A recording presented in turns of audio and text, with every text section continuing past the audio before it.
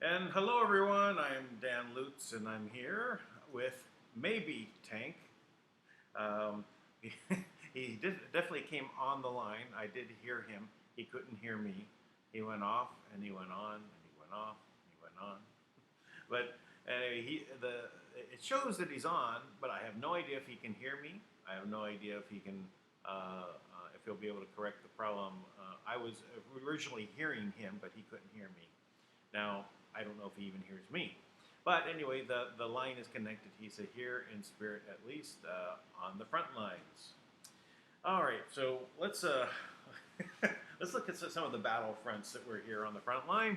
All right, we have the impeachment. And there's one particular thing I want to basically discuss, and that's the four horsemen of the apocalypse. No, actually, that's probably the wrong reference.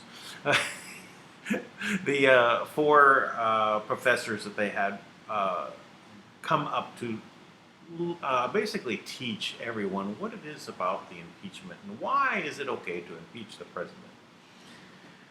But three of them were up from the Democrats and one was from the Republicans. The ones that Republicans chose to come out and speak is a Democrat. He did not vote for Trump. He is, very much always on CNN and other mainstream media outlets. He's always called upon to give his opinion. Actually, the other ones, I've never seen them on any of the other mainstream media. But Jonathan Turley has appeared And in his opening address, he really laid the groundwork. And none of this has been reported, but laid the groundwork of why it's not a good idea for them to proceed with this impeachment inquiry, right? Which isn't really a thing anyway. you know, they're so far out of balance. They had to invent new categories and things to basically, do this railroad job, right? Secret basement meetings, not allowing witnesses to be questioned by the opposing side, schooling them on how to answer if they're going to allow them to answer. So I have it queued up, so I'm going to go ahead and bring this up here. Let's reposition this a little bit. I had it positioned a little bit differently, and I'm going to do one of these. Hey, look at that. Just like on mainstream media. All right, so now to get it to play. One moment here. To discuss one of the most consequential functions you were given by the framers. We go back to the beginning. Thank you, Chairman Nadler, Ranking Member Collins, members of the Judiciary Committee. Just before we start, I'll say also that this is about 9 minutes. This is opening address. You can see the other three legal scholars are there. So we're going to listen to the whole thing, but I'll stop it in between, and we'll talk about things along the way.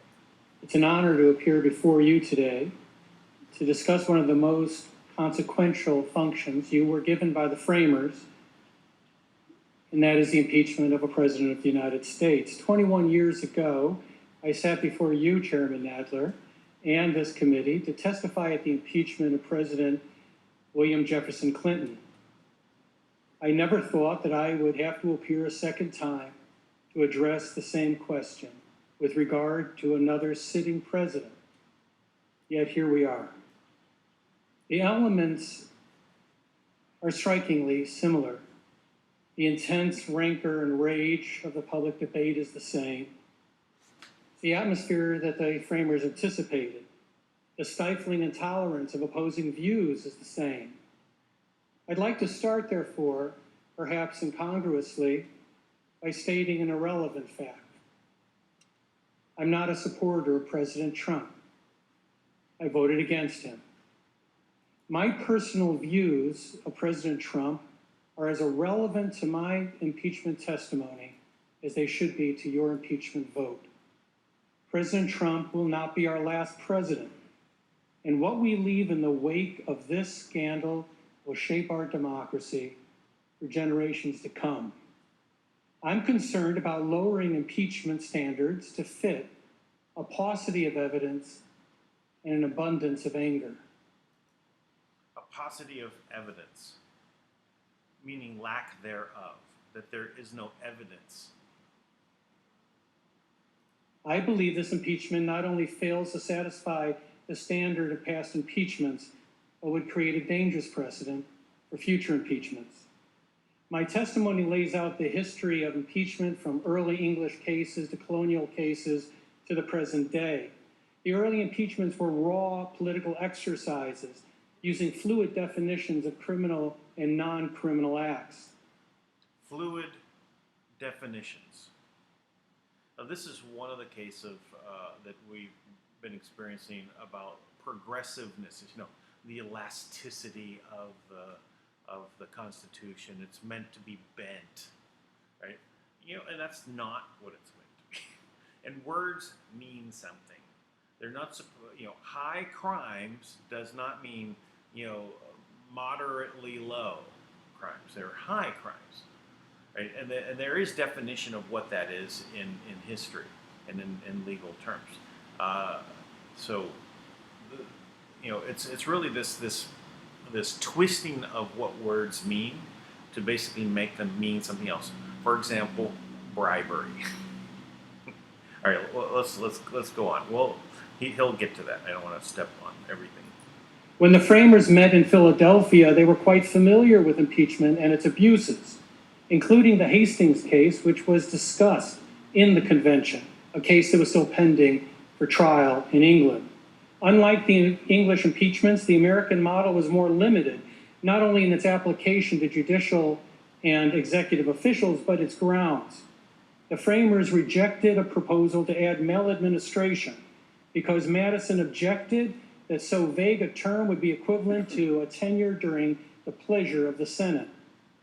In the end, various standards that had been used in the past were rejected. Corruption, obtaining office by improper means, betraying the trust of a foreign power, negligence, perfidy, peculation, and oppression. Perfidy or lying and peculation, self-dealing, are particularly relevant to our current controversy. So now he's going over what crimes they did consider high crimes, right? You know, getting into office illegitimately, right? You know, so you basically, you know, had stolen the election, in other words. So that would be a high crime. My testimony explores the impeachment cases of Nixon, Johnson, and Clinton. The closest of these three cases is to the 1868 impeachment of Andrew Johnson. It is not a model or an association that this committee should relish. In that case, a group of opponents of the presidents, called the Radical Republicans, created a trapdoor crime in order to impeach the president. They even defined it as a high misdemeanor. So they made up a term, high misdemeanor. All right. But they made a trapdoor crime. Set a stage, a sting operation, to have them walk into it and claim, you know, abuse of power. You know, you were on a phone call and you used your power. Right?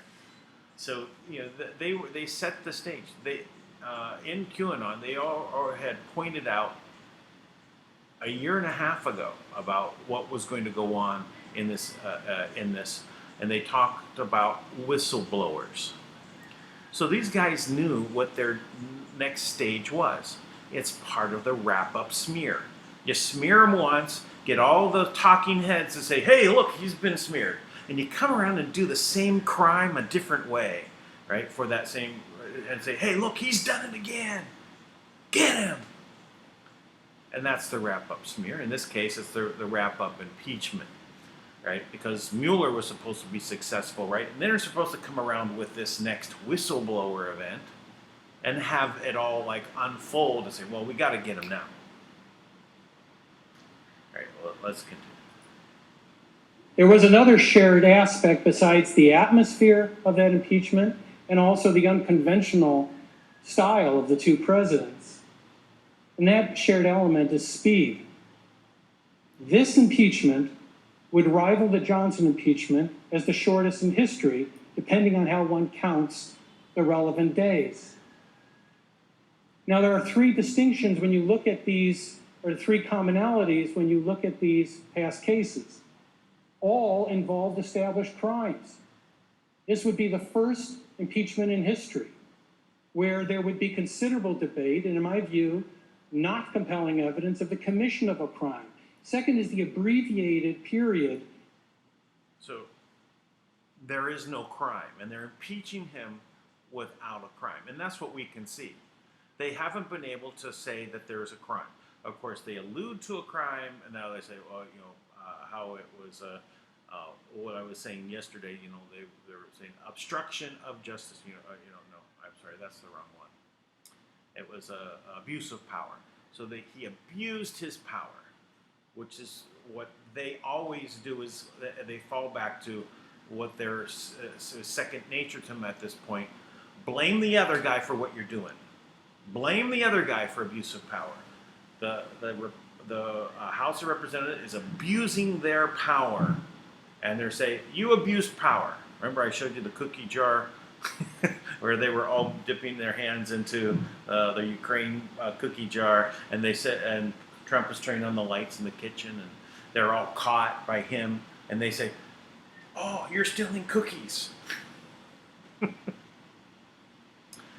right. So again, all right. Let's go on. Of this investigation, which is problematic and puzzling. Oh, I think we missed that part. Second is the abbreviated period of this investigation. Abbreviated period, meaning that this is rushed. Why are they going so fast? Right? Of course, we think it's gone on forever and ever because of the Mueller report went on forever and ever, and they haven't stopped since he got into office. So we think it's been going on forever and ever. But this particular impeachment part, right, where we just talked about the letter, right? Not the letter, the transcript being released. Since that point forward, it's only been a couple of months. Right, and they're rushing to get everything out, right? Because they are trying to get everyone whipped up into an action and move forward. All right, continue. Which is problematic and puzzling. This is a facially incomplete and inadequate record in order to impeach a president. Allow me to be candid in my closing remarks because we have limited time. We are living in the very period described by Alexander Hamilton, a period of agitated passions. I get it. You're mad. The president's mad. My Republican friends are mad. My Democratic friends are mad. I'm mad. My wife is mad. My kids are mad. Even my dog seems mad. And Luna's a golden doodle, and they don't get mad. So we're all mad. Where has that taken us? Will a slipshod impeachment make us less mad? Will it only invite an invitation for the madness to follow every future administration? That is why this is wrong. It's not wrong because President Trump is right. His call was anything but perfect. It's not wrong because the House has no legitimate reason to investigate the Ukrainian controversy. It's not wrong because we're in an election year. There is no good time for an impeachment. No, it's wrong because this is not how you impeach an American president. This case is not a case of the unknowable. It's a case of the peripheral. We have a record of conflicts, defenses that have not been fully considered, unsubpoenaed witness with material evidence. To impeach a president on this record would expose every future president to the same type of inchoate impeachment. Principle often takes us to a place we would prefer not to be. That was the place 7 Republicans found themselves in the Johnson trial, when they saved a president from acquittal that they despised. For generations, they've been celebrated as profiles of courage. Senator Edmund Ross said it was like looking down into his open grave. And then he jumped because he didn't have any alternative. It's easy to celebrate those people from the distance of time and circumstance. In the age of rage, it's appealing to listen to those saying, forget the definitions of crimes, just do it. Like this is some impulse buy Nike sneaker. You can certainly do that. You can declare the definitions of crimes alleged are immaterial and just an exercise of politics, not the law. However, those legal definitions and standards, which I've addressed in my testimony, are the very thing that divide rage from reason. I think this is also a very important point to realize. What he's pointing out here is the rule of law and what its purpose is, right? To stand there against time and look as though the right thing was done, right? Because this was the structure in which we agreed is law. And if we follow this, there is a wrong way and a right way to go, right? It doesn't matter, they say justice is blind. Well, she's also is not angry. So if you're going to basically throw away the rule of law to do what you want, just to get it done, and to do it fast, then you're throwing it away for generations. This man has a lot of integrity because, again, he's a Democrat, did not vote for Trump. He's always on CNN, and the Republicans chose him to come up and represent their side about the legality or the reasonableness of doing an impeachment at this time. This all brings up to me, and I will conclude with this, of a scene from A Man for All Seasons with Sir Thomas More, when his son-in-law, William Roper, put the law, suggested that More was putting the law ahead of morality. He said More would give the devil the benefit of the law. When More asks Roper, would he instead cut a great road through the law to get after the devil? Roper proudly declares, yes. I'd cut down every law of England to do that. More responds, and when the last law's cut down, and the devil turned around on you, where would you hide, Roper? All the laws being flat. He said, this country is planted thick with laws from coast to coast, man's laws, not God's. And if you cut them down and you're just the man to do it, do you really think you could stand upright in the winds that would blow then? And he finished by saying, yes, I'd give the devil the benefit of the law for my own sake. So I will conclude with this. Both sides of this controversy have demonized the other to justify any measure in their defense, much like Roper. Perhaps that's the saddest part of all of this.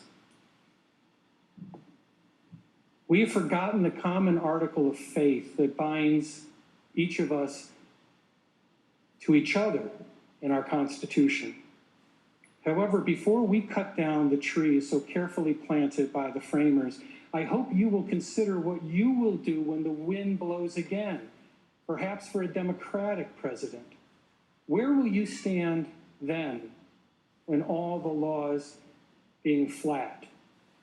Thank you again for the honor of testifying today, and I'd be happy to answer any questions. There we go. Well, see, that's why I wanted to really just put this up and really just show what we're missing out on when we basically throw away law, throw away all reason, just to get something done out of anger. Right? Yeah, the Democrats are severely angry, and they are frightened, and they have a lot of reason to be, because they know what they've been doing is they've sold out the country, and they're treasonous. So that's why they're angry. They've been caught. It's not about just stealing the money. It is stealing. It is, a con. It is putting the money through another system so that they can be paid out of that system. Foreign aid, emergency relief. These mechanisms where they take these massive amounts of money and that they are in charge of, right, to push in a direction so that they can get paid out, whether it's through family members or back channels or whatever. That's how these congressmen and senators go in, and then they become hyper wealthy, right, through their foundations. Right, they're in charge of the purse strings of the Fed because they get to go ahead and create as much as possible in foreign aid and justification for it, so that they can take more out. But they've been caught. And Trump is going to expose them. And they're trying to basically overturn or basically do a coup d'etat, which is treason. So not only are they have they sold out the country for weapons, giving technology to, say, China, for example, going all the way back to the Clintons, turning over missile guidance systems to the Chinese. I can go down the whole list, but that's like the first time I was so upset when that happened. I said, what and Chinese generals, touring the super secret facilities, because they said, I remember Madeleine Albright is, we shouldn't have secrets so that they're not afraid of us. Anyway, yeah, there is a reason for secrets.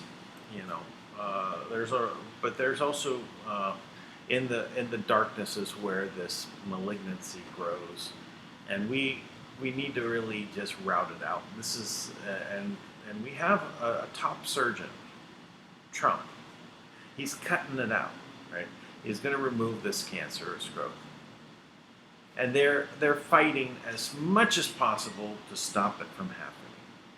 And that's really what we're experiencing here. That's all there is to it. So. All right. So let's see. No, I don't know. Is Tank? Are you here yet? And I still don't hear Tank. Well, there's some other things that we can look at here. QAnon. Now here is the what I was speaking about. This I love this meme here. Ah, we caught you with your hand in the cookie jar. Well, they're the ones with their hands in the cookie jar. So this is. Oh, Tank, are you there? Yeah, I'm here. Oh, there you are. Okay. I was trying to talk. You can hear me? Nope. Just listen to your analysis there. Pretty interesting. Yeah, I thought Jonathan Turley is well worth going over. Being I saw him give his opinions on mainstream media before over the years, right? So but now they won't put him on. Right. Yeah. So it's really just talking about rule of law, but they're trying to burn the whole thing down anyway, right? They don't care that it gets torn apart. So there's a one of the tweets I forget that'll be coming out. I forget which one was talking about it. It was they said, well, let's have a coffee now that I destroyed the Republic. It has something to do with like altering the documents. I think for General Flynn. So it's going to be in the tweet. So he's relishing in destroying the Republic. So they openly know what they're doing. It's not as though that this is a mystery for them, right? They know that they're tearing down the country. There's a plan. They're just upset that the people are waking up to that plan to destroy the country. Well, yeah, it's amazing to me how profoundly ignorant they are, because when you're used to doing whatever you want and basically giving instructions, from a planner who was a master planner, right? And them not realizing that the part of the plan was to destroy everything, including them. So from that standpoint, those things are still going according to plan. Yeah. But how high up do know the plan? I mean, of course, Nancy Pelosi would know, right? But how many? I don't think so. No, I don't think Nancy Pelosi knows anything. I think that she's, I think that, when you talk to Kim, you realize that Kim worked with Marduk, a lot, for a couple of years there, and she really, like as she's been reprogramming the system, like. She was like 100 layers into like coding and all types of stuff just to get to a certain point where there was traps set just for her, because he didn't tell anybody. Nobody knew how to use the system. No one could access it, right? So no one really knew the plan, because their whole draconian way of life was like, the sons killed the father and stuff like that. It was just a ruthless kind of way of thinking, right? And the illusion. That is that, logically, this mental game they play, that on the mental planes of, the astral whatever, that they were so much more powerful than we were, right? But the reality is that, when you live from the heart, right, when you manifest the creation you want to be in from a place of sincerity and love and is genuine, that is 500 times stronger, or 5,000 times stronger. It's so much more powerful than the logic that we want to apply. That is just, I've watched lots of people do this. I've had friends like this who, they would choose a spouse based on, their logic, right? We're like, well, this is a good match because of these details, right? Yeah. And it never really works out, right? I mean, even if they stay together, they're not happy, right? And in the next Well, million. I realized that I was, somewhat programmed about that coming, being brought up in the system, right? And looking for, say my first wife, for example, and I was in love with her, and all, and that wasn't it. But certain things that I was, I look back about the traditional roles that I had basically had. I didn't throw them away, but I kind of like expected that my wife would be my business partner at the same time. Right, sure. That kind of thinking. And listen, I see that it happens a lot, and I'm not, for anyone who gets it to work, that's fine. I'm not. That didn't really work out well with me and my first wife. That part of it. And I really see that it takes away the woman from the manage of the household. I'm going to say management is the right word. That's more the male side of things. So the raising of the family would be the more based in the heart side. I saw that. I even, when I was looking for my next wife, I really didn't realize that I was doing the same thing again. I first started with a list, but anyway, let's not go too far down that rabbit hole. But there is a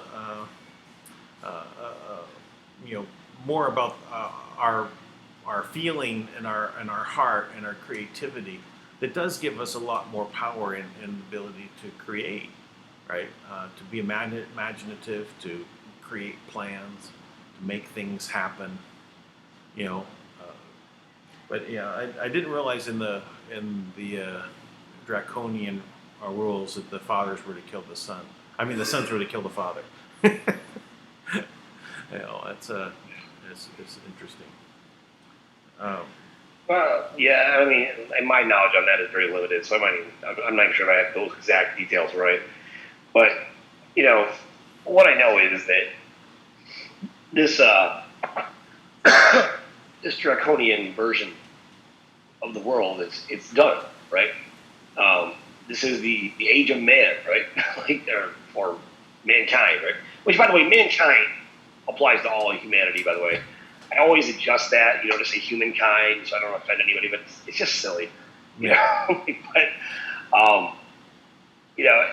all of this stuff is just, it's incredible. As I'm going through the law now, and I mean, really, in a way I've never done before, and just pulling up all these, constitutional realities, right? Just looking at what is said, it's absurd that we've allowed this to happen. And you really, I'll be honest, you can't blame anybody else. We have to take responsibility for it. Yeah.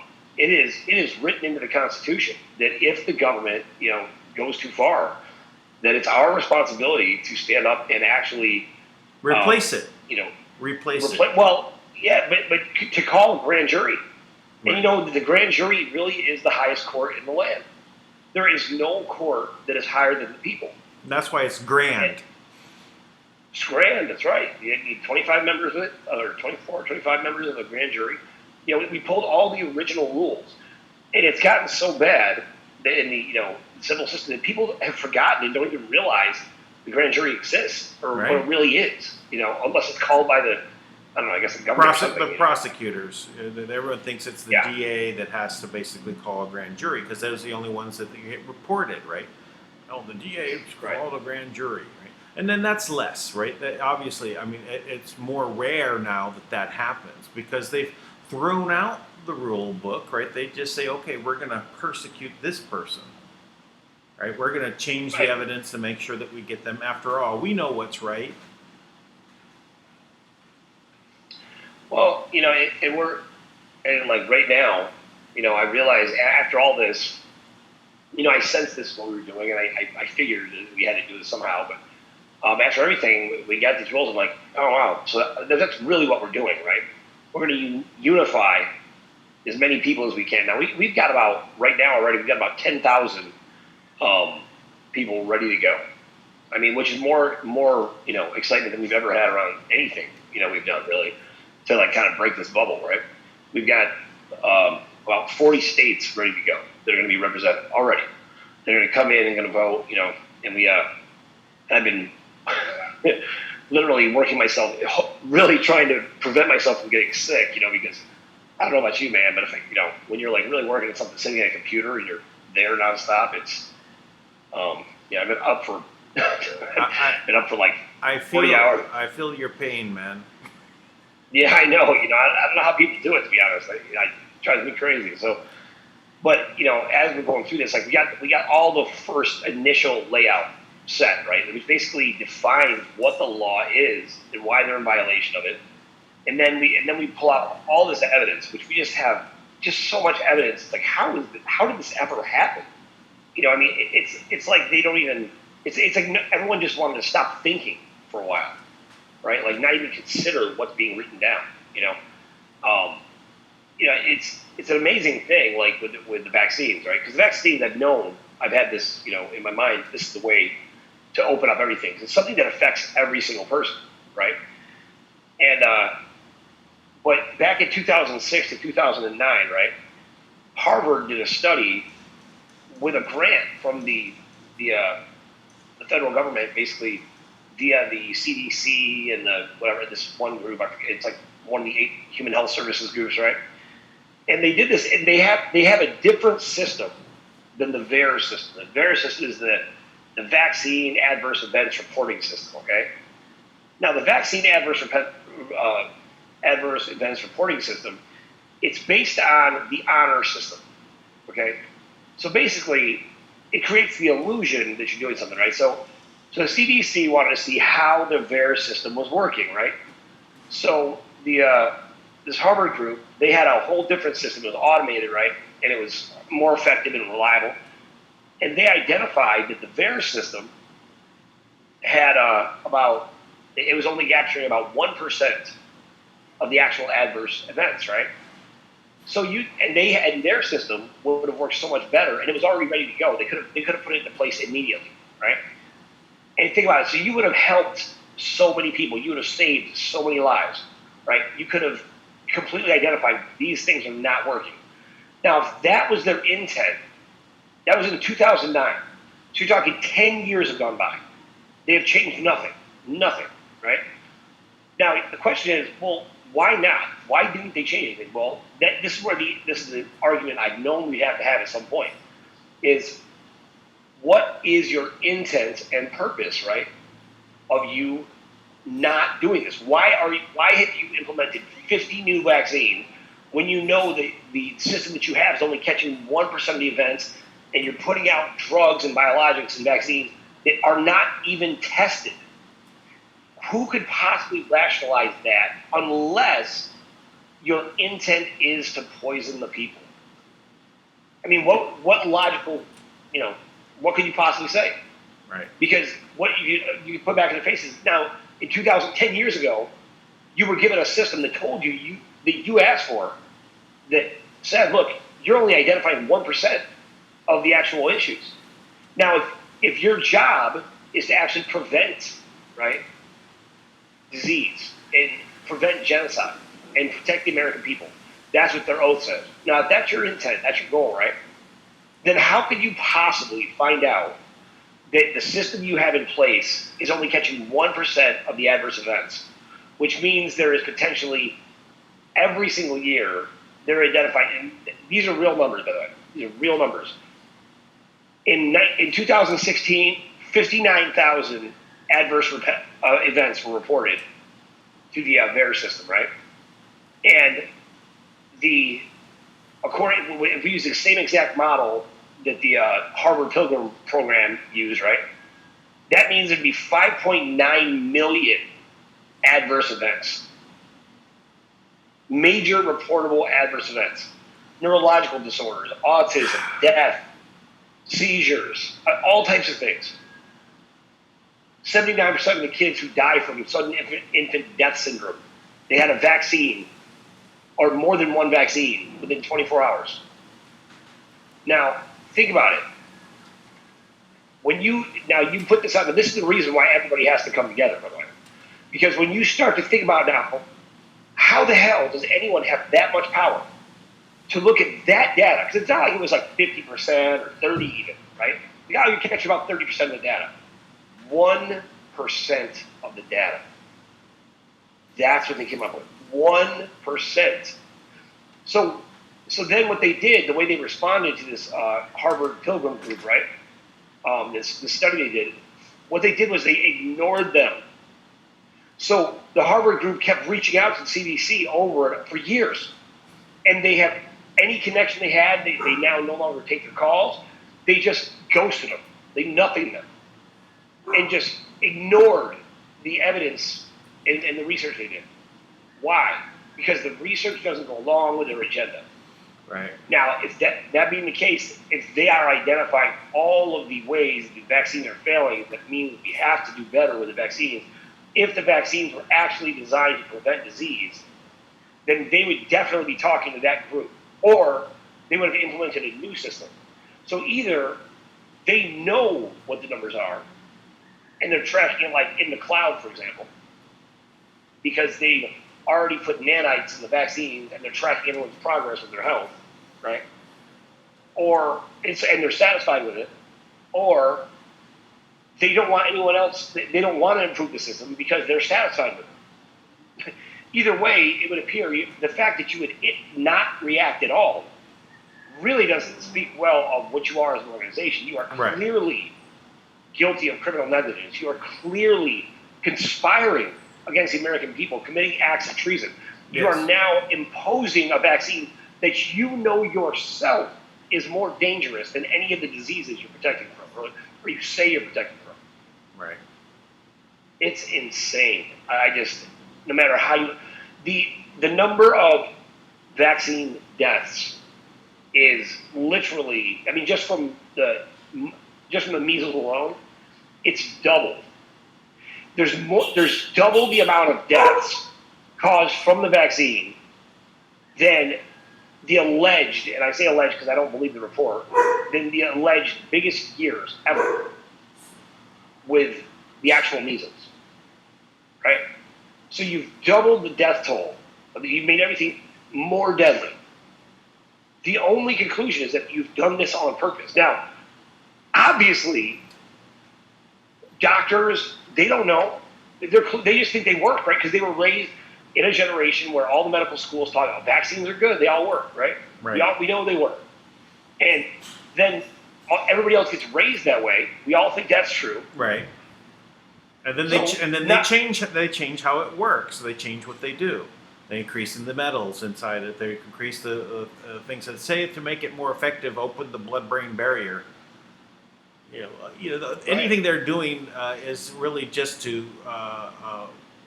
They would think that it is for the good. The doctors, the people in the healthcare industry, they're not openly trying to harm everyone. They think they're doing a good thing. They just don't know who's been behind the scenes working towards an agenda that is to have to deal with population control by killing off people and stopping people from being able to reproduce. This is their openly stated plan. How do they implement it? When they, as they don't tell everyone down at the grassroots level, right? It's only the people at the top know what's going on. Right. Compartmentalization. To keep people isolated from the truth. And I know, look, there's a lot of people watching right now, and I got to say, everybody out there who thinks that you are part of the compartment or part of the hierarchy that lives, you're not. All of you are going to die. All of you are going to die. Yeah. You're not going to be preserved. Right now, what you're witnessing is you've benefited greatly from mercy by someone who actually cares about the people and considers you people too. But instead, you chose to,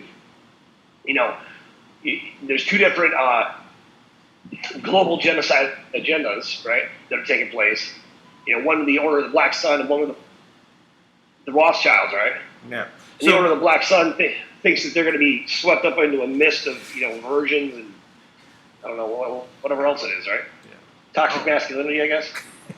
Even the 72 vassal virgins, something like that. Yeah, something like that. Something like that. Yeah. I when I first heard about this idea, about this place, and I'm going, what do they must be thinking, right? And I said they're going to be doing all these horrific things, but that's their reward. I was thinking this would be a great Saturday Night Live skit, right? To have the terrorists go ahead and commit this event, right? Kill off people, whatever, blow himself up, and he gets to quote unquote heaven, and there's the 72 virgins there, but they're eternal virgins.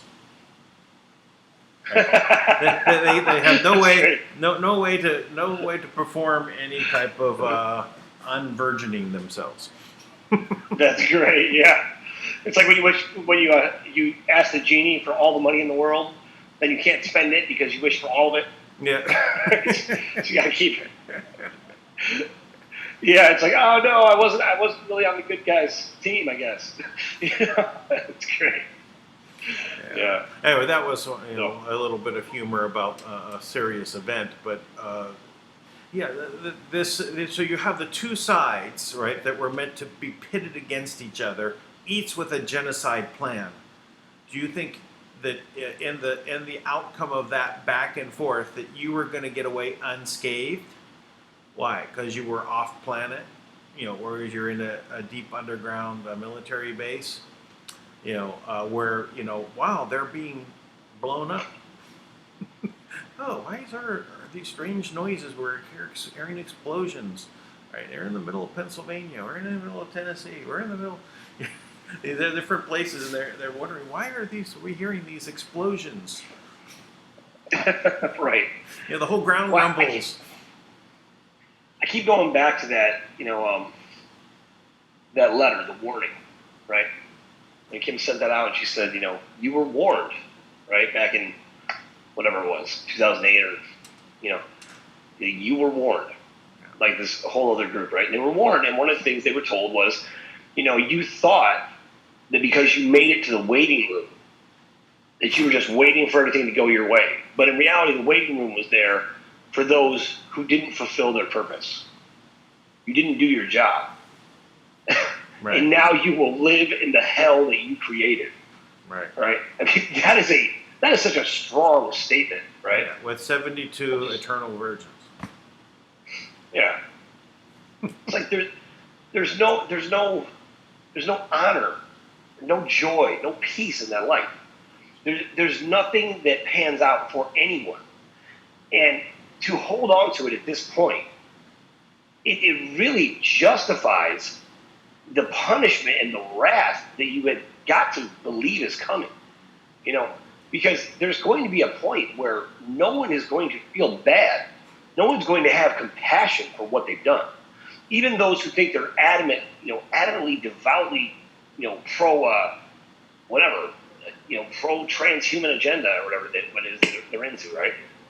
Even they're going to be like, oh my gosh, how could I have supported this? I mean, and that's what's really, to me, is so eye-opening.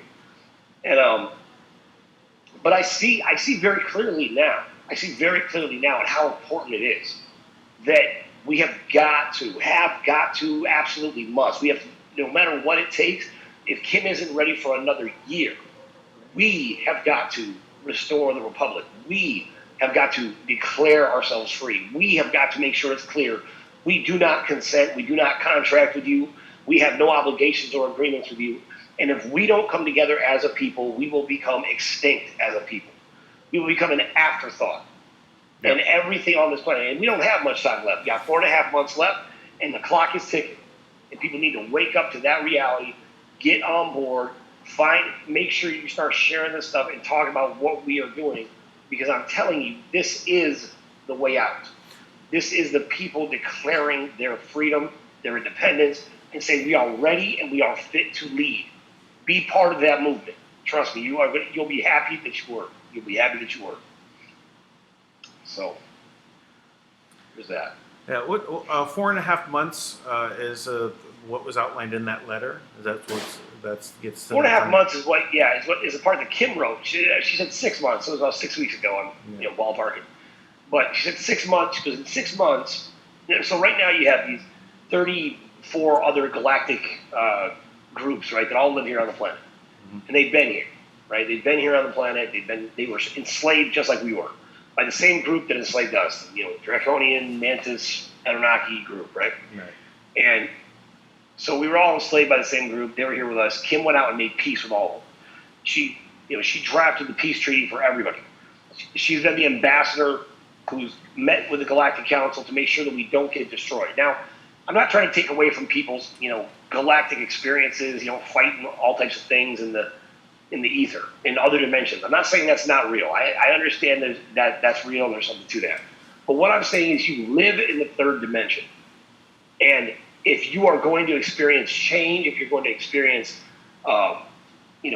rejuvenation, if you're going to experience the creative process, it happens here. Because here we have put limits on ourselves of time and space. And in that we get to appreciate the creative process, right? We get to be this spark of source, of God, ignorant of some aspect of our, all-knowingness, our all-beingness, right? And we've limited ourselves. This is what we are here. And now in that, it doesn't necessarily mean that we're as limited as we think, because they added limitations to us. But we decided to go through this, right? Now it's time to wake up. It's time for people to wake up and get involved and get on board, which people are doing, by the way, So, but I mean, this other side, to still be going down this road to me, it's just like, are you kidding me? Like, haven't you seen a superhero movie ever where the bad guy just wants to do something bad for absolutely no reason, wants to blow up the planet he lives on, right? Where are you going to go? What are you going to do? Where are you going to hide? At some point, you need to start begging for forgiveness, and try to find some kind of level of peace with yourself, because the world is changing everywhere. And these guys all got taken down by a force that's so much more powerful than they are. They weren't even at the meetings when these things were decided. They didn't even know what the plan was. They just waited for instructions to go, to go to the edge of their compartment and then wait to go to the next level. They wait for the orders. Right. From the order. Right. Exactly. You thought the order was because you guys were organized. No, it's not. It's because you're the head slaves and you take orders. That's what it is. It's good job. So yeah, but the master's dead. Right. A new master came in, freed all the slaves. And, right. And these people the master's dead. They destroyed the destroyer's dead, right, or gone, or whatever, right? Which I don't even know what that was. I mean, like Marduk wasn't enough. There's also the destroyer. Right? Like it's just crazy, But you know what? The one thing I'm very confident in. Kim has shown me things over and over and over again. She's out public with her name. She said who she is. She's declared it. She sent the official paperwork to the government, giving them the opportunity to be free. She's told us what she's going to do. She's taken the time to talk to people, in my organization when they were struggling with PTSD, and then she'll turn right around and be talking to kings from Thailand and Australia and England, right? She treats everybody the same way, right? The same way, and she speaks to everyone at their level of understanding. Now, if you can't get behind that and realize that that's a better way to be than to be some elitist, who thinks they're too good for the people, that you think you're so much better than the people that you have the right to kill everybody else off, and you think that's fine until you realize, oh my gosh, wait a minute. My kids are in that number of getting killed off. Maybe I do live, but my kids get killed off. You tell me how you live with yourself. And then imagine a world full of people that were willing to kill off everybody else. And that's all that's left. Who wants to live in that godforsaken world? Literally godforsaken. Nobody. Nobody wants to live there. That's hell on earth. The darkness and the fear that's me, it's like biblical, Right. And that's why, I'm looking for people just to wake up and realize, I I don't actually know if this was Tommy's exact word, but it sounds like something he would say. I mean, somebody was giving me a report, and they basically said, like, look, the world is going to either come and do business with the only person making deals, or they're going to be devoured by it. So everybody out there in these hierarchies of business who keep looking for loopholes and ways around Kim, they don't exist. The ones you worshiped as gods, she took them out in one day. One day. At the end of the day, the ones that you are still worshiping were mortal. They had a timer, and they could be taken out. They're not God, and neither are you. You don't get to be above everyone. You are subject to the same thing. And I'll tell you what, this is your biggest fear, and it's happening right now. The people, you've kept us weak by keeping us divided. But you know what people are starting to realize? And I love that the Republicans use this Democrat to get up. I think it was a great clip that you showed, right? Because he says, like, I'm not for Trump. He goes, but what I am for is the law, right? Because the law is, right, the most essential piece. And the law is not just, like one of the things I was waiting for him to say, and I was hoping he would say it, right? There is something to be said about the spirit of the law. Right. Right? The spirit of the law was that we're all free. But because we all might define freedom differently. We all might have different things, and we want to be able to cohabitate, live together, right? Right. We want to be able to coexist in a common area, right? Because we both like this area, right? Or we both want to be here. Then we got to have rules that we all agree on, right? Right. Now there's certain rules that they are exactly what we've always talked about. They're unalienable. You cannot separate me from these rules.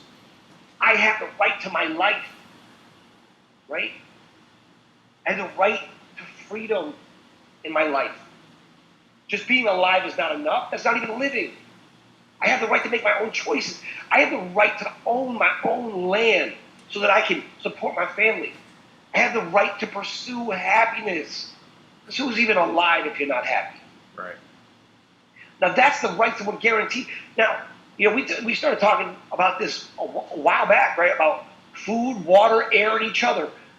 Every time, every one of these organizations is violating these things, that's poisoning the water, poisoning the food, poisoning the air, and poisoning our minds, you are taking away my life, the quality of my life, my ability to be free. And they're also poisoning each other, meaning in this way that what brings us together, right, as either man and woman, or even friend to friend, what's between us, they want to poison, to make everyone in fear of everyone else, to make everyone, angry about what other people are doing, always blaming others other than yourself. When it always comes back to you are 100% responsible for everything. We all are 100% each responsible for each other and for ourselves. It's an odd concept and hard to grasp, but really that is what love is about, is being there for each other. Right? I agree. I know that we get bent out of shape because, somebody's done this thing or that thing, and we want to, and that's fine. And you know what? And I am for holding people responsible. And there are things that have happened that cannot be undone, because it's one thing if you committed, you had there's guys out there, right? There's military guys out there that are just good men, and they went to war and they had something horrible happen to them, whether they were violated in some way that it was really against who they are, or they were, put in a situation where they were blackmailed because of something like that, or, following orders, which they thought was honorable when they were a kid, right? 18, 19, 20 years old, and didn't realize it, and they'd never been able to shake it. All those things are forgivable. They were used as a weapon. They're forgivable. You can repent from that, and you can move on, and we'll forgive you and embrace you and move forward. Then there's other people that made it a lifestyle, right? A badge of honor to desecrate the innocence of a child. You know, like this Tony Podesta. It drives me crazy that this joker, Tony Podesta, makes money from anybody. Right now, who knows what he's doing with that money? You know, and meanwhile, you know, we're talking about on a day-to-day basis. I was setting up this election, and I'm just like, you know, I had to finally say, look, I'm going to have to reach out and say, guys, I'm going to actually need to say, like, we're going to have to contribute to this to get it done. You know, because to be honest, I couldn't do it. I have literally given every dime I have, every penny. You know, there's a scripture in the Bible where the Messiah says, a rich man comes and he gives, you know, a large donation to the whatever, to the cause, to the church, right? And it really doesn't matter because he has so much. You know, he gave a lot to you and me, but to him it was nothing. But then there's a woman who comes, and all she has is a little hay penny, right? And she gives all of it. The Messiah says, who gave more? And they say, well, and he says, the woman gave more because she gave all she had. No. Now, I think about that all the time because whatever I have, good or bad, by the way, what I know is my conscience is clean because I know I give all I have. And I'm giving all I have with, you know, with my kids in mind, with people in mind, with humanity, human race in mind. You know, it's not even hard to think about those things. It's not as hard as people think, right? Everybody wants to downplay themselves. Why? Why do we think it's so humble and so admirable to downplay the gifts and abilities that we have? Why do that? Own it. The Constitution says that you're a king. It says you are a king, Sovereign, with no subjects, only over you as your own domain. Now, so you have a nation of kings. Act like it. Act noble. Actually, don't even act noble. Be noble. Be honorable. Be brave. Be courage. Be all the things that you want to be, that you think that you need someone else's validation for. Be those things and see what happens. That to me is what's just amazing, the amazing possibilities, the infinite possibilities that our reality holds for us if we would just embrace who we already are and do it now. We don't got time to, you know, this is a real, like, pending kind of apocalypse type of thing coming up, right? Timing of it is pretty interesting for what is going to be here 4.5 months from now. You know, the impeachment is going to be in the Senate, and they're going to be bringing out all this evidence and really trying the traitors. I think that's really what we're going to end up doing. You know, so it's cleaning house. You know, does it seem like we're fitting in there? I mean, where do we have to be 4.5 months from now to be, you know, to be good, right? Where do we have to be? You're not just going to barely break through in 4.5 months. We got to break through now, so that we can get established, so that we're just starting to revitalize ourselves, so we even know what's going on. You know, in 4.5 months. Like, for those who are in the know, act like you know. You know, act like you've been here before. You know. Right. Which, by the way, people are doing. You know, so I know I'm preaching to the choir. I'm just, you know, just got something on my mind. Yeah. Yeah. There's so much to do.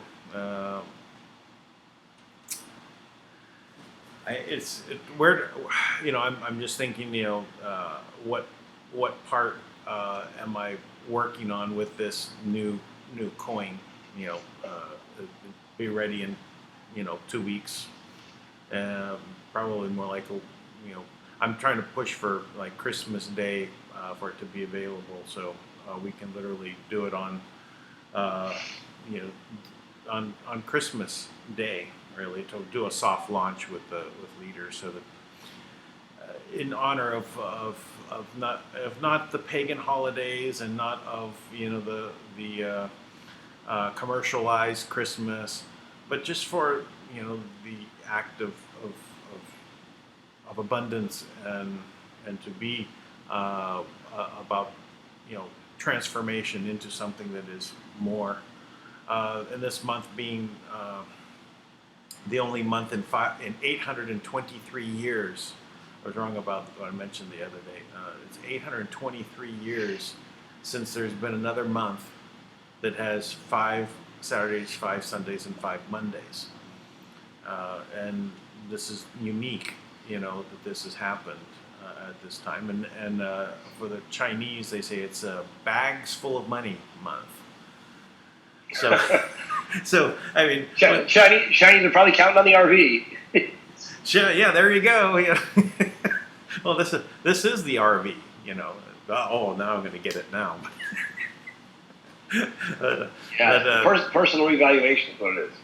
Yeah, well, but it's something that is going to, I think, is a part of this in a way, which I can't.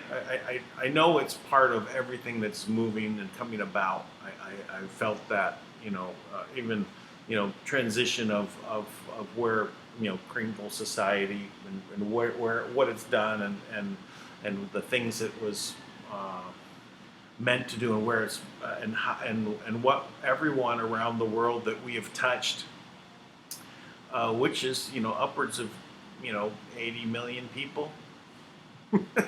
That's all. I mean, touch meaning that someone had registered an email address, but that wasn't the whole system. But the idea of being able to rise out of poverty and to eliminate it by this means, so to move into to be able to now see what's going on in the world, the realignment of things and how everything is syncing up. It seems, this is the time. It is right now. I mean, it is hard getting to where we're at, and the people in this audience have been the ones that have kept me being able to work on it, right? And even fund the programming of it. Thank you for the people that have contributed. It's been amazing experience overall. To see where this is coming from, how it's evolving, and well, we're ready. Let's reclaim Christmas too, for the world. Whether you're any religion, put that aside. It isn't about that. I'm not saying not to follow your heart on your religion or on that particular day, but don't try to find the negatives about the date, right? See what we want it to be, right? I've had from childhood the best loving feelings about the December 25th, regardless of what I've discovered in the future about what it was, and I stopped, wanting to celebrate it. But I was the guy that dressed up as Santa Claus for my kids for 12 years. I had a route. I literally, because I did it for my kids, all my friends wanted me to do it for their kids, right? So I literally, over the years, I ended up with a route, and I'd go house to house to house, starting like at 3 a.m. You get all the gifts out in the front, and you put them in, and I get surprised by the kids at the Christmas tree. I mean, it's priceless. There isn't. It's all about it's all about love. That feeling of being able to give, and bring happiness. Those kids are, will always remember that. My kids always were disappointed though, because they always wanted to find me, and show me, hey, Santa is here. They could never find me. They said, Dad, you're always gone. You're always working when Santa's here. Yeah. Oh, well. Sorry. Well, I agree with you, man. I got to tell you, I feel very much appreciative, to have a platform to be in the fight and to talk to people and have some kind of a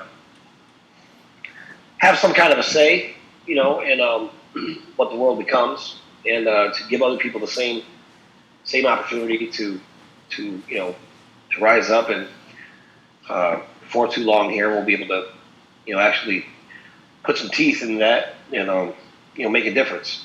That's exciting, and I'm amazed. It's amazing to me that anybody would want to hurt humanity. To be honest, I know that there's people. There's this myth out there that people are deceitful, and they're not. People are in bad situations. There's a TED Talk out there that was actually pretty good, and this guy talks about this. He says, now, people that are well off, sometimes will make judgments about people that aren't, and they'll say, why do people who don't have any money make such bad decisions? So they did a study on this, right? And they showed that no, people that are struggling don't make bad decisions. They make or because they don't. It's not because they're struggling to make bad decisions. They make bad decisions because they're struggling. Right. Right. And you give them the same opportunity you have, and they wouldn't make those decisions, right?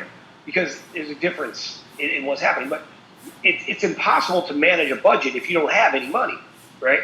Like, what are you going to manage? Hope. I mean, so, and that is what people do, right? They try to, they don't get their hopes up, right? They're so used to being devastated, they just try to stay low. Well, that's what they want us to do, right? They want us low. Yeah. So, and it doesn't matter if it's just a segment of psychosis of a particular group, and there were no Anunnaki or anything. Just regardless of all that, get rid of all the bloodlines. Just don't even think about that because it's too much. But the people that have gotten into a position of power, and they live off of that power, and they only find their enjoyment in their life is to screw over other people, right? Those people are out there, right? If you want to say that it's a genetic anomaly, it's a blood type, all it doesn't matter. Just like when we started this, we're talking about the rule of law, right? If they're breaking the law, they need to be dealt with the appropriate punishment, right? And it doesn't matter that that they've been able to outmaneuver things and get into a position of power and use that power to make sure they stay in power, right? But this is the time of literally cleaning house, and that's what we're doing. Right? It's happening in front of our eyes. It's never happened before, and we need to participate. We need to do it. Yeah, it does require and I'll tell you, I will tell you, I don't have an update from Kim. I'm sorry for not saying that up front. I know people like that structure. I don't have an update from Kim. Because, and to be honest, I'm not bothering Kim right now because I know she's working. I know she's been working, right? And obviously, either, she's not comfortable sharing things on WhatsApp because I know for a fact that they've engineered plans around everything we've ever talked about on WhatsApp.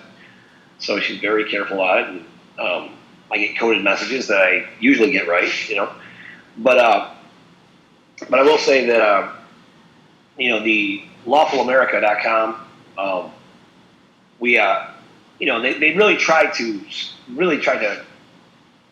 discourage us, right, to get that up. I put out a little video about it, and they blocked us on Facebook, right? They banned it, and they said that we had a copyright violation. We didn't even use music, right? It was straight just talking, right? So that's a lie. Then they banned us from YouTube for the same reason, for copyright violation. Like, how can you justify banning us from something Right. So you know what? To Sid's credit, she turned around, she put it right back up. And people who've been in this fight for a long time, they've been looking for ways to restore the republic, and they've been waiting for the alliance to do it. Well, Kim broke down the alliance for you the other day. The alliance is the League of Assassins or the Order of Assassins, and they don't have any intention of bringing you with them if they restore anything. They're going to restore their own order of debauchery. It's going to be like the Handmaid's Tale. Okay, no one's going to be happy in that world, right? And that world is not going to exist. Now they can continue on their path thinking it will, but I'm telling you, all it takes. You think about if it took 5 people in every county in the country to just stand up and do the right thing, call a grand jury, get involved, make some pamphlets up, go put some, a notice on someone's door, go to the Speak Project and print up some of the flyers and go put them on people's door and tell them, look, this is what they're doing to our kids. Now, this Lawful America site, I'm telling you, I've got all the content loaded. Right now, the last piece that I have to do is I've already built the poll so that we can, people were kind enough, they did, donate some money, and thank you for that. And I took that and I put it to work. So I immediately, I set up like official emails for that, and I also set up, like an official voting stream, right? And I set money aside so I can do the basic things like send certified letters out, right? Because that's part of, to be honest, I mean, we gotta live on that kind of a budget, right? So I'm always scraping to do the next thing. And you know what? And we're going to take that and we're going to notify everybody. And this is just the first thing we're going to do. And I'll tell you what, and I will keep pressing with Lawful America and Guardian Camelot until somebody else comes along who can do it better. And I'll tell you what, if somebody wants to come along and do it better, I am all for that. I'm all for that. But right now, I don't see anybody who's doing it better. Because they're not doing anything. They're still having meetings and conference calls waiting for, Jesus to come back. But, we've got the pathway now. And luckily, where I fall short, which is many places, I fall short in many places. But luckily, I have an incredible team around me of rock stars who always find a way to get things done. They find a way to get the information we need. They find the loophole. They find the reality of what it's supposed to be, and they're relentless, right? And I'll tell you what, if I was not on their team, I'd be terrified knowing that team was out there and existed, and I wasn't on it. Because I know that the people that I work with are a force to be reckoned with. I take them over anybody. Yeah. Dan included, by the way. Thank you. I feel the same. It's an amazing group of people that have come together, to make these steps. And it's happening. We're making the steps. It is. And if you talk about 5 people popping up in a county, if there's one that stands up in a county, the other 4 will rise. Don't worry. You won't be there alone. Sometimes it just takes the one to make the step forward. That's all it takes. And then people will do it. Right? They just join in. They say, hey, yeah, me too. Me too movement. And I'll tell you, I've got this habit, right? I just believe that people can change, or that people want to do something good, right? I just believe that. I really do. And it always amazes me how I'll have people that somebody else threw away, right? And I'll take the time to just talk to them and work with them and find out what happened, right? And they'll be amazing. They'll be amazing for me, right? Yeah. They're loyal, hardworking, they're innovative, right? They're incredible people. Then someone else will be going through the same thing they went through. And sometimes they'll be one of the first people to jump up and tell me, watch out for them, they're dangerous. Right? Yeah. And I always take the opportunity to remind them. Like, remember, that's what they said about you too. They said about you too. Yeah. You know, I experienced exactly that. I mean, actually, I'm literally, it happened in a fairly recent, in this Kringle Society event here. We had, you know, leaders, that were doing whatever they were doing, and they had territorial, all this kind of thing. And they ended up throwing away a lot of really good people, literally outing them from the organization, right? And just say, oh no, you're not with us anymore, right? You know, I knew these guys were good leaders. I said, I don't get it. I said, yeah, you could join with me, right? You know, and because of that, the leader that threw them away ended up being mad at me. and it's pretty funny. I was like, why are you mad at me? You know, you didn't want these guys, right? you basically threw them out of your organization for stupid things too. Really, I mean, it was, but you can see it was just sort of a weird power trip, right? The guy was on, but it didn't stop me, from moving forward with these really great leaders, and they're still with me. They're still we talk all the time. They know what I'm working on. I mean, they don't know because I've been keeping it so hush hush about everything. But I'm going to reveal this on Christmas Day what it is, right? With just the leaders. I'm not going to broadcast it to everyone, right? I'm just going to bring the leaders in and explain it, and then work towards building up just the leaders and positioning people for sometime in January to do a full-on push, right? So, but the birth will be on at Fiji time, 12:01 a.m. December 25th. I love it.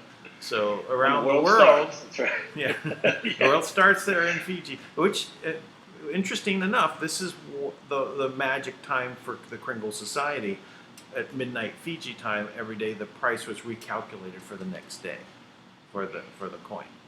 So we always had Fiji time as part of it. Before we started doing this, and Tui showed up. Hey Tui, how's it going? Haven't heard from you for a while. but we're going to start this. But so actually, anyone that would like to participate and come on the Zoom call at that time, it'll be probably for most of the people be Christmas Eve or Christmas Day, depending on where you are in the world. It'll be pretty early morning. I think it's 4 a.m. Pacific time in the U.S. So I think 7 a.m. for East Coast time. We'll be doing this, and it's just about explaining what it is, and getting people just starting, so everyone has an understanding. So when we do a full launch of bringing in every member, right now it's just people that are.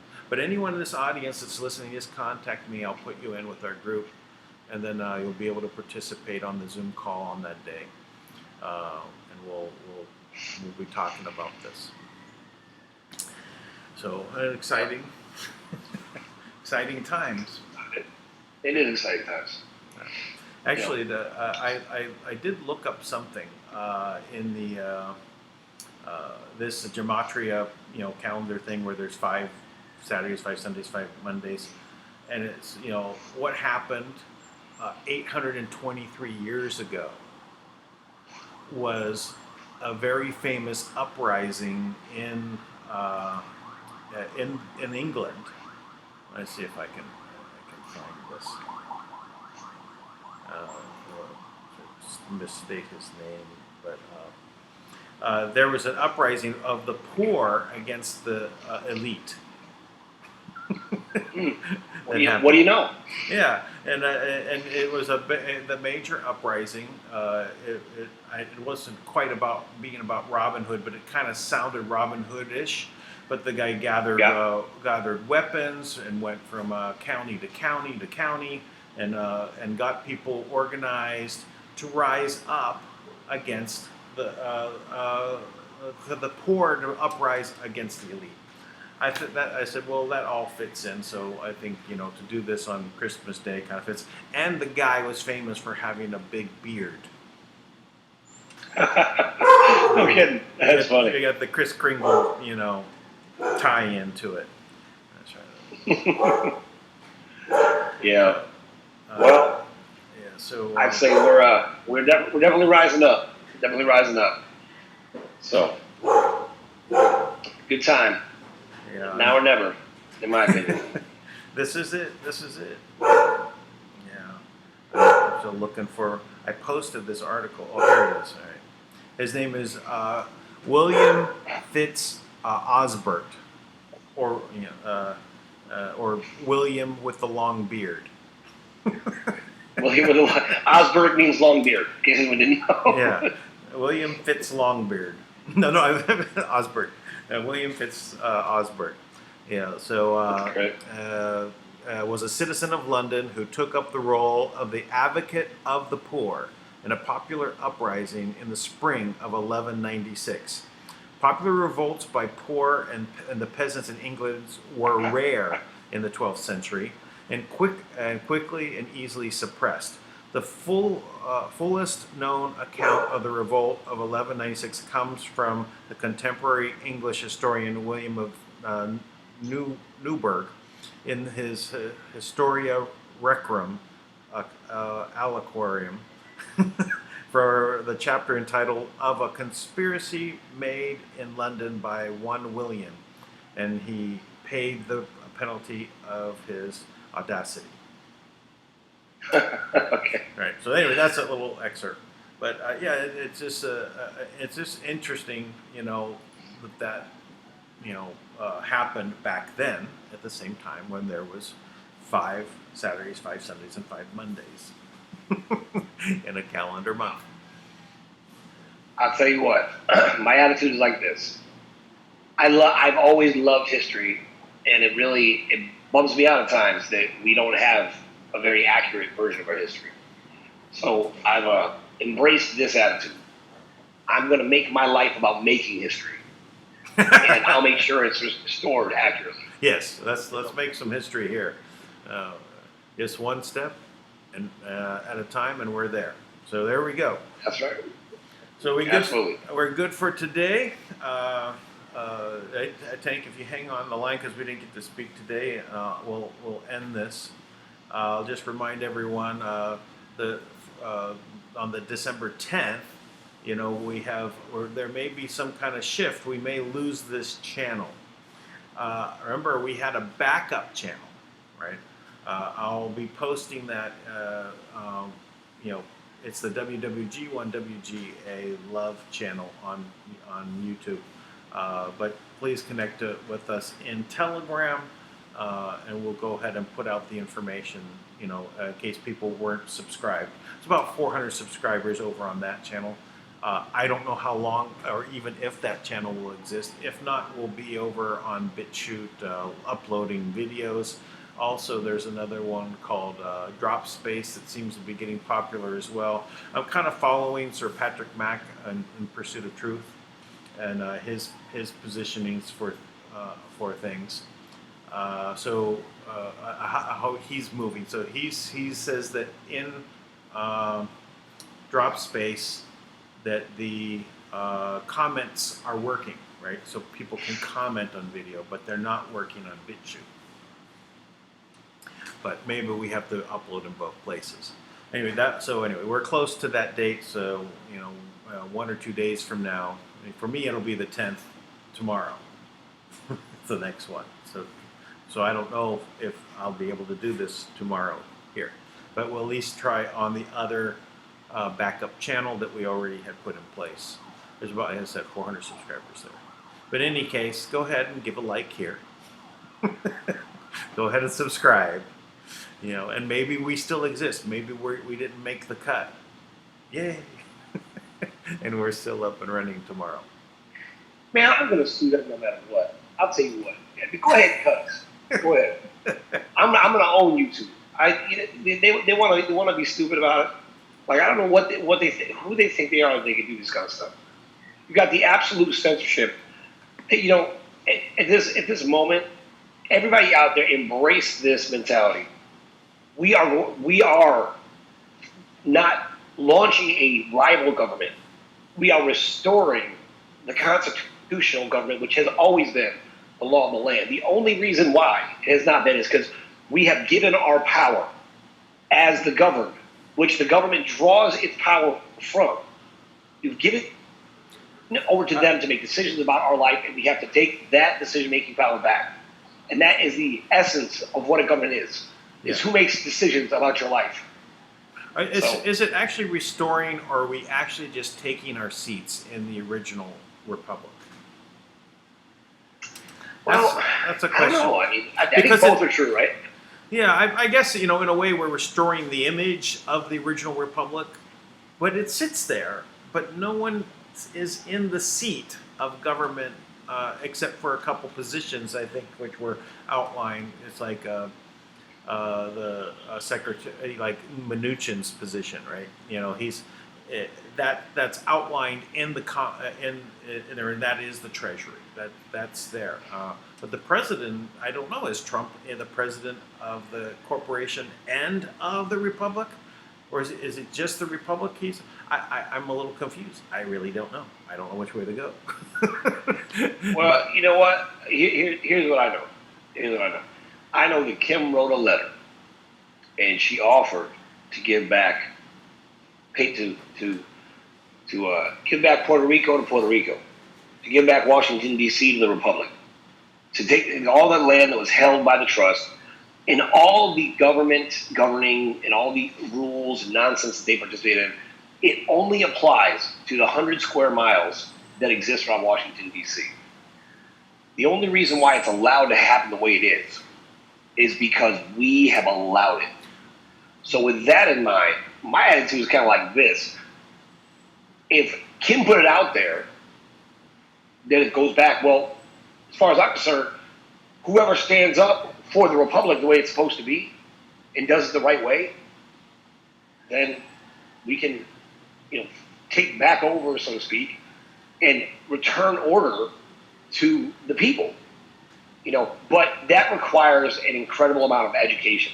So my attitude is very much like this. Even like with this website that we launched, I put it, I've worked really hard with Michelle Walker, who's been, like a soldier with me, working 24 hours a day at times, like for several days at a time, just trying to get this up. But we have not stopped working on it to get the language just right so that we are in alignment with the Constitution, so that we understand how to call a grand jury, right? And we're still going to work with the National Liberty Alliance. You know what?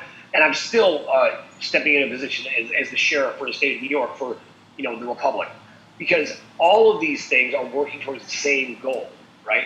And they're all working towards one, government of the people. And I'm certain that our job, if you're listening to this now or in the future, your job is to help pull that together so that you can have the freedom that you thought you had your whole life.